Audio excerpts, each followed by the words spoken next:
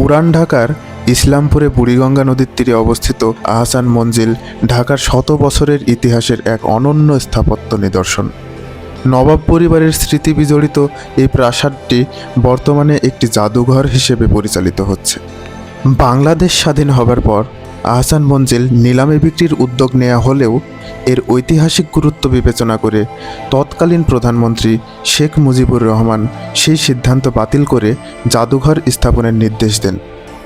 ধারাবাহিক সংস্কার শেষে 1992 সালে আহসান মঞ্জিল জাদুঘর জনসাধারণের জন্য উন্মুক্ত করা হয়। ঢাকার সদরঘাটগামী যে কোনো বাসে জগন্নাথ বিশ্ববিদ্যালয়ের কাছে ভিক্টোরিয়া পার্কে নেমে পায়ে হেঁটে কিংবা রিকশায় আহসান মঞ্জিল যাওয়া যায়। এছাড়া শহরের যে কোনো স্থান থেকে গুলিস্তান হয়ে রিকশা বা সিএনজিতে সদরঘাট পার হয়ে আহসান মঞ্জিল পৌঁছানো সম্ভব।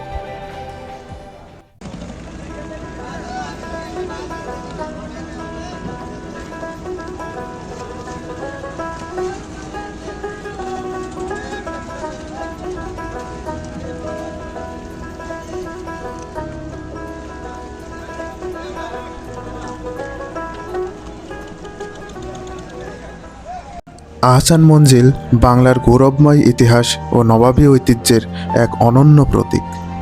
অষ্টাদশ শতাব্দীতে এই স্থানে গড়ে ওঠা রংমহল পরবর্তীতে 1830 সালে খাজা আলী মোল্লার মালিকানায় আসে এবং 1859 সালে নবাব আব্দুল গনির উদ্যোগে একটি মহিমান্বিত প্রাসাদ নির্মাণের সূচনা হয়।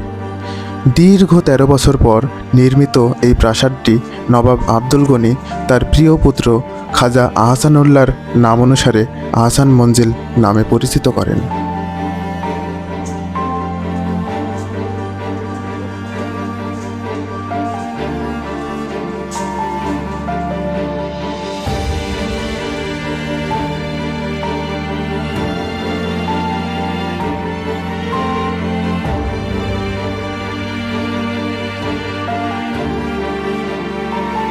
সিঁড়ি বেয়ে উপরে উঠে কক্ষে প্রবেশ করতেই হাতের ডান দিকের কক্ষে ঢাকার নবাবদের জমিদারি দলিলপত্র দেখতে পাওয়া যাবে।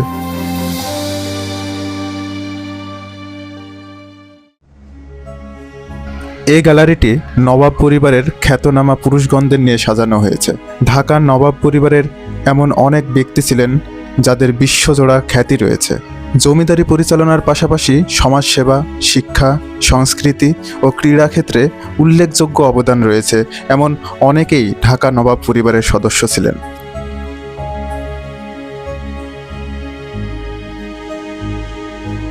এই গ্যালারিটি নবাব পরিবারের খ্যাতনামা নারীগণদের নিয়ে সাজানো হয়েছে।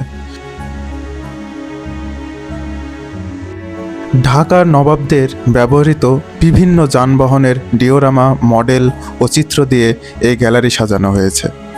জানা যায় 1904 সালে ভাইসরয় লর্ড কার্জনের ঢাকায় আগমনের উপলক্ষে নবাব স্যার সলিমুল্লাহ লর্ডের জন্য প্রথম মোটর গাড়ি কিনে আনেন।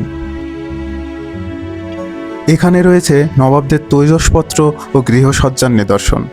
ঐশ্বর্যশালী ঢাকার নবাবগণ মূল্যবান ও যুগোপযোগী তৈজসপত্র ও গৃহসজ্জার সামগ্রী ব্যবহার করতেন।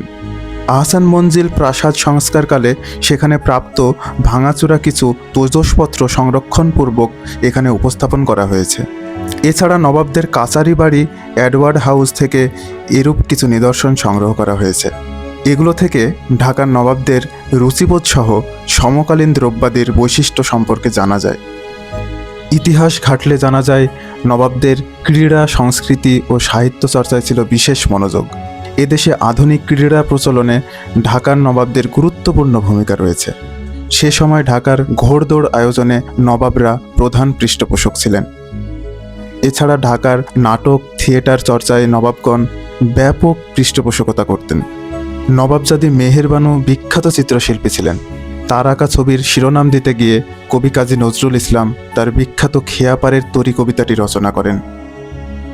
এ কক্ষটি সাজানো হয়েছে বিশ্বকবি রবীন্দ্রনাথ ঠাকুর ও বিদ্রোহী কবি কাজী নজরুল ইসলামকে নিয়ে।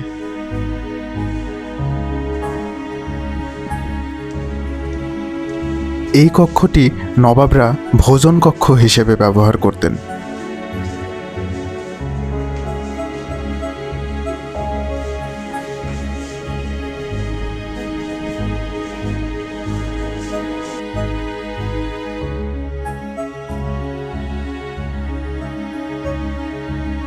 এই কক্ষটি ছিল নবাবদের বিলিয়ার্ড খেলার কক্ষ।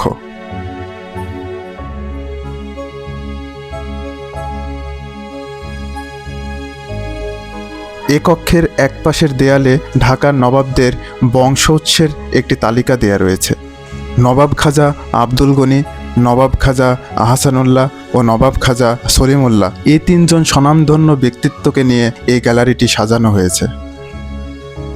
এই গ্যালারিটিতে রয়েছে কজন বিশিষ্ট বাঙালি বিজ্ঞানী ও সাহিত্যিকদের ছবি। এই কক্ষটি মুসলিম লীগ কক্ষ নামে পরিচিত। এই বৃহৎ কক্ষটি নবাবদের সময় দরবার হল হিসেবে ব্যবহৃত হতো বলে জানা যায়। এই কক্ষে রয়েছে 1906 খ্রিস্টাব্দে নবাব সলিমুল্লাহর উদ্যোগে নিখিল ভারত মুসলিম লীগের প্রতিষ্ঠাতা নেতৃবৃন্দের একটি গ্রুপ ছবি।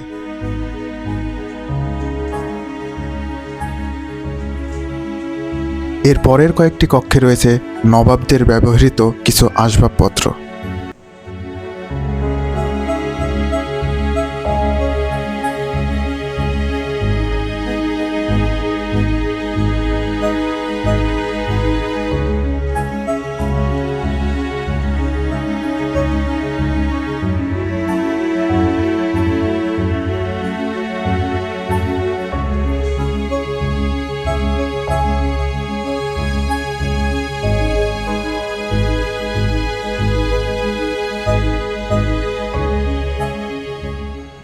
এ কক্ষের এই তৈলচিত্রটিতে তুলে ধরা হয়েছে তৎকালীন বাঙালি এবং ইংরেজদের একটি মেলবন্ধন।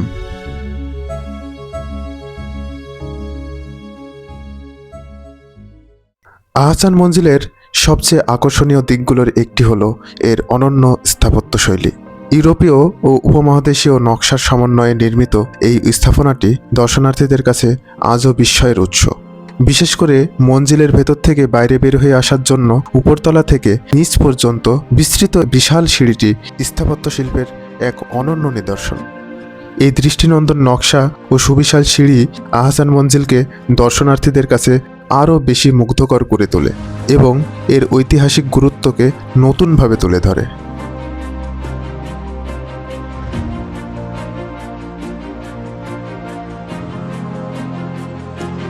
দেশি ও বিদেশি সব শ্রেণীর দর্শনার্থীরাই আহসান মঞ্জিলের অনন্য সৌন্দর্য উপভোগ করতে এখানে ছুটে আসে। এর নান্দনিক স্থাপত্য যেমন চোখে পড়ার মতো, তেমনি মঞ্জিলের চারপাশে ছড়িয়ে থাকা প্রাকৃতিক পরিবেশও মন ছুঁয়ে যায়।